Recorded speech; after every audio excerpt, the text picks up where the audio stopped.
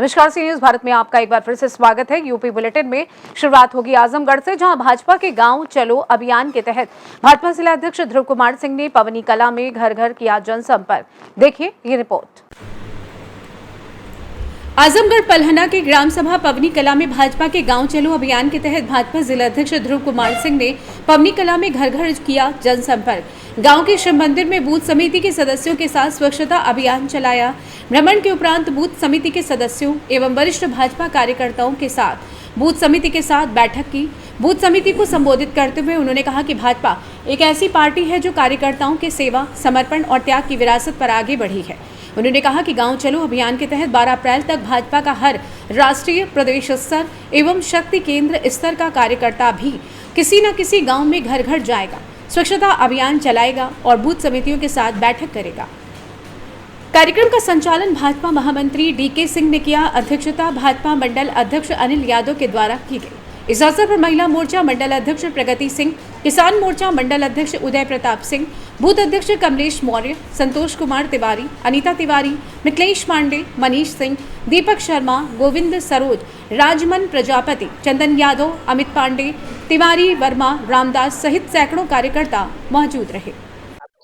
और आप यहाँ पे मैंने देखा हुआ जो कि आप पूरे गांव का भ्रमण कर रहे हैं, किस तरह का कार्यक्रम है ये?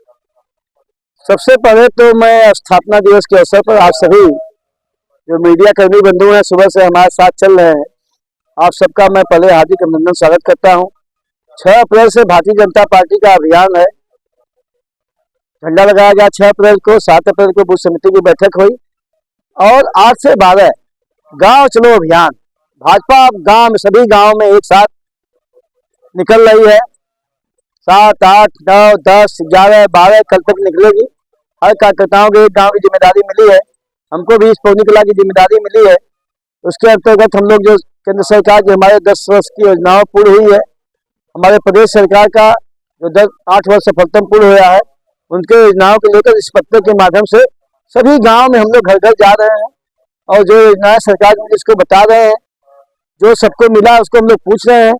अगर उसको देख रहे हैं हम लोग घर घर जाकर, किसी को तो सरकार की जो इतनी योजनाएं गरीबों के लिए चल रही हैं, किसानों के लिए चल रही हैं, नौजवानों के लिए चल रही हैं, महिलाओं के लिए चल रही हैं, अगर किसी योजना से घर जाने में तब मालूम पड़ेगा कोई छूट अगर गया हो तो उसको हम लोग भारतीय जनता पार्टी कार्यकर्ता योजना का लाभ दिलाने का काम कर रहे हैं। उसी के तहत आज हम इस पवनी कला गाँव में जा करके घर घर संपर्क किए हैं। आज यहाँ एक चौपाल लगी है, बूथ समिति के साथ, पन्ना प्रमुख के साथ बैठक होगी और आगे फिर इसके बाद जलपान करने के बाद, भोजन करने के बाद आगे और हम लोग गांव में चलेंगे, वहां पर चल करके घर घर संपर्क करेंगे।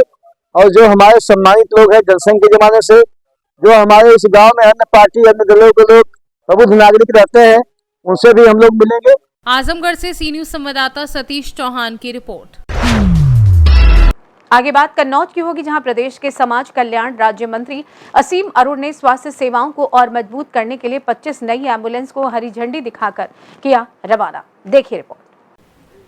प्रदेश के समाज कल्याण राज्य मंत्री असीम अरुण ने कन्नौज की स्वास्थ्य सेवाओं को और मजबूत करने के लिए प्रदेश सरकार द्वारा भेजी गई 25 नई एम्बुलेंस को हरी झंडी दिखाकर रवाना किया।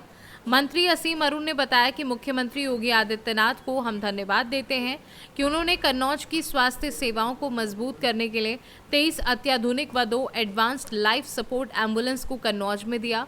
ये एम्बुलेंस मरीजों व दुर्घटना पीड़ितों के लिए जीवन रक्षक साबित होगी। इन एम्बुलेंस में जीपीएस, ऑक्सीजन सिलेंडर, प्राथमिक चिकित्सा किट, प्रशिक्षित पैरामेडिकल स्टाफ आदि कई तरह की विशेषताएं हैं।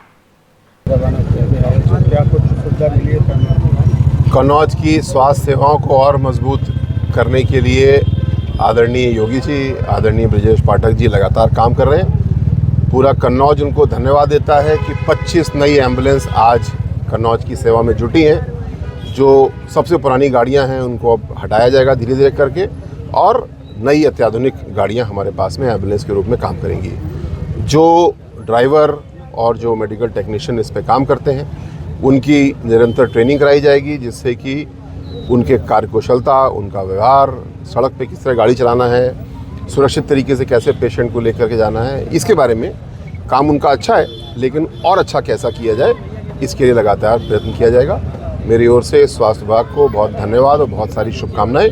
कन्नौज की मेडिकल सेवाओं को बेहतर करने में इससे एक बड़ा योगदान मिलेगा। सर मंत्री जी, आज ये कितनी गाड़ियाँ कन्नौज को मिली हैं, क्या सुविधा जनता को बढ़ी है? ये 25 वाहन है जो कि कोई पेशेंट एक्सीडेंट का है या घर पे कोई बीमारी है उनको लेके आएंगे। साथ साथ 102 की एम्बुलेंस है जो कि गर्भवती महिलाओं को ला करके दिखाना, वापस छोड़ के आना होगा। तो इस प्रकार की सेवाएं जो नेशनल हेल्थ मिशन के ज़रिए हम लोग देते हैं उसको बड़ी ताकत अब मिलेगी 25 नई गाड़ियों के साथ। मंत्री जी, एक चीज़ और अभी देखा गया है, आपके द्वारा जब एम्बुलेंस जा रही थी तो कुछ नियमों को लेकर आपने टोका भी, जिसको पालन करने के लिए आपने सुधार की गुंजाइश हमेशा रहती है। तो ये भी देखना है कि ग्लास में कितना पानी भरा और कितना खाली। तो अच्छा काम हुआ, लेकिन हमारे चालक जो है, हमारे मेडिकल टेक्नीशियन, उनको स्वयं ट्रैफिक के नियम है इसलिए भी सीट बेल्ट लगाना चाहिए। और एम्बुलेंस कई बार बहुत तेज जाती हैं तो उसलिए भी ज़रूरी है लगाना। कन्नौज से सी न्यूज़ संवाददाता महेश गौड़ की रिपोर्ट। अगली खबर भी कन्नौज से है, जहां पर महात्मा ज्योतिबा फुले की जयंती धूमधाम के साथ मनाई गई। देखिए ये रिपोर्ट। कन्नौज जनपद के तिरवा विधानसभा वेला मार्ग पर सपा नेता दिनेश सिंह यादव के निजी प्रतिष्ठान पर महात्मा ज्योतिबा फुले की जयंती धूमधाम के साथ मनाई गई। समाजवादी लोहियावाहिनी जिलाध्यक्ष अंशुपाल के नेतृत्व में सैकड़ों सपा पदाधिकारियों ने महात्मा ज्योतिबा फुले की तस्वीर पर पुष्प अर्पित कर उन्हें याद किया। इस क्रम में अंशुपाल ने कहा कि उन्होंने समाज को शिक्षा से जोड़ने का महत्वपूर्ण कार्य किया है। साथ ही महात्मा फुले ने अपने समय में कई कठिनाइयों का सामना किया। उनके पास शिक्षा का अभाव था, इसी कारण उनका कुछ लोग मजाक उड़ाते थे, लेकिन वो अपने लक्ष्य पर डटे रहे और शिक्षित बने। इस मौके पर समाजवादी के जिला पंचायत सदस्य इंद्रेश यादव ने युवाओं को शिक्षित बनकर देश और समाज का नाम रोशन करने की अपील की।